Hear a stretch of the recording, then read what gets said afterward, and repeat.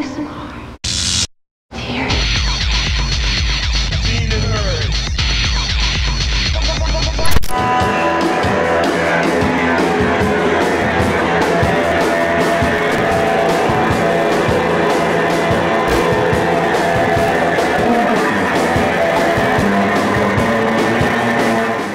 Hey, how's it going? How are you? I'm CJ. Lorca. It's sort of everybody's kind of first band. I mean, we just kind of, I don't know, decided that the time was ripe, if you will. Straight up rock and roll. There you go. There it is. I got to show you guys my glasses. I busted my glasses tonight. Look at this. This is when you really know you're rocking. It was in just such an insane crowd, as you'll show, I'm sure, from the video clips, that outrageous. This damage was bound to happen. That's when you know. It's like you either bleed or you break something, and that's when you know you're really rocking. Mm-hmm. You had a good night. You had a good night. Our influences were just kind of complete incompetence. I mean, just for lack of anything better to do, we just kind of figured it out as we went along. And, I mean, no one really planned to do what they're doing. Lorca never planned to play the bass. She's played the cello. That was the initial joke, was how I got coerced into being in the band, was I made some joke about playing electric cello. They needed a bass player, and I said that I would do it, and here I am. Well, I never planned to sing.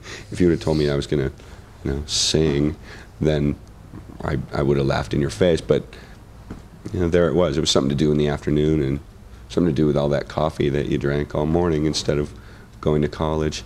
Just kind of like, I think, like a bottom line, just belief in rock and roll.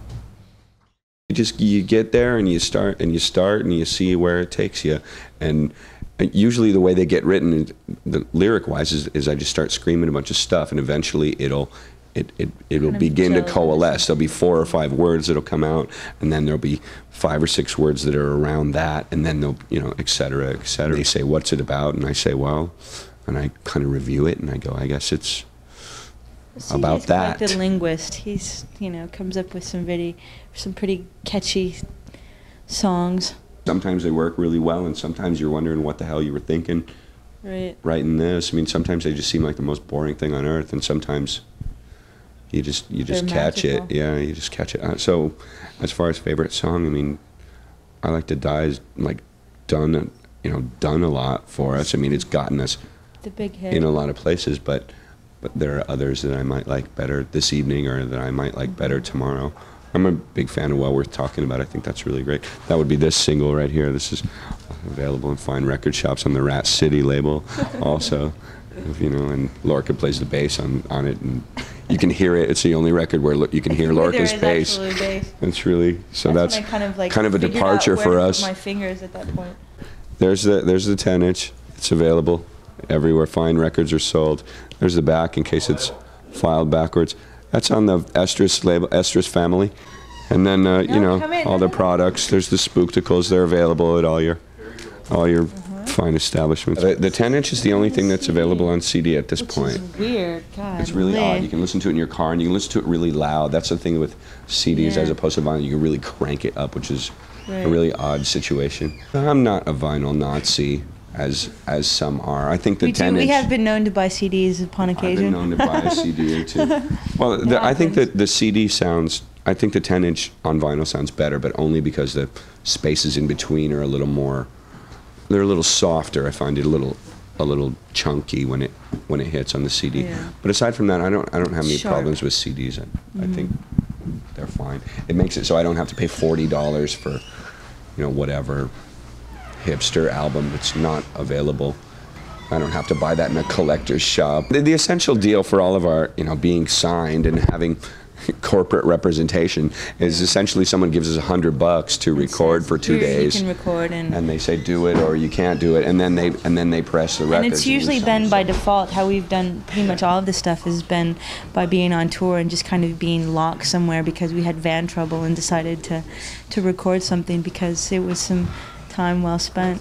The great thing is you can use all your stuff for barter too. I mean, you stay at people's house and you toss them a record, which costs you nothing, costs you $2 or something like that, and you get a place to stay. To me, that's like a major perk is that you get to meet people and have experiences that you just wouldn't be able to do. There's a lot of work involved in it too. I mean, you have it's like you know, you have to wake up at weird hours and drive a shitload, and it really sucks a bunch, you know. And then there's a you lot get of there waiting and you have to be around good, like right yeah. now. So like the you're payoff, on in right. 10 minutes. You know, it's like, you know, you think you're Amaze really, us, asshole. yeah.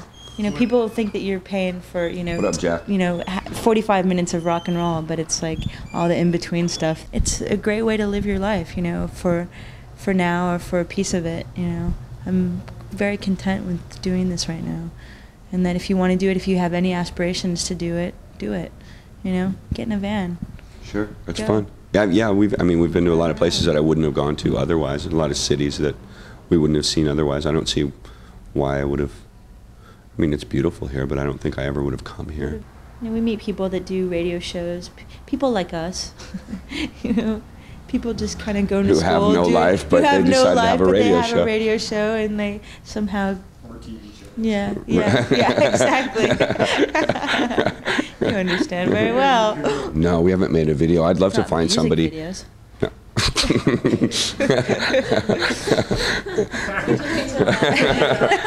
We're just gonna.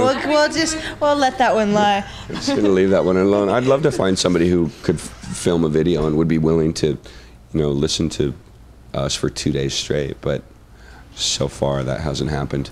I'd like to do something on film as opposed to on video. I've seen a lot of things that, you know, on like a Super 8 or something like that I think would be really interesting. But again, you know, you have to find someone that you're willing to hang out with for 2 days, and it's rough enough to hang out with the band for. I think of that more in just like in terms of projects, that would be kind of like deviation of, you know, here you have a day. Let's, you know, rather than making like a rock video, then, you know, let's film something, you know. Let's have some fun with that. Let's have some fun with the camera.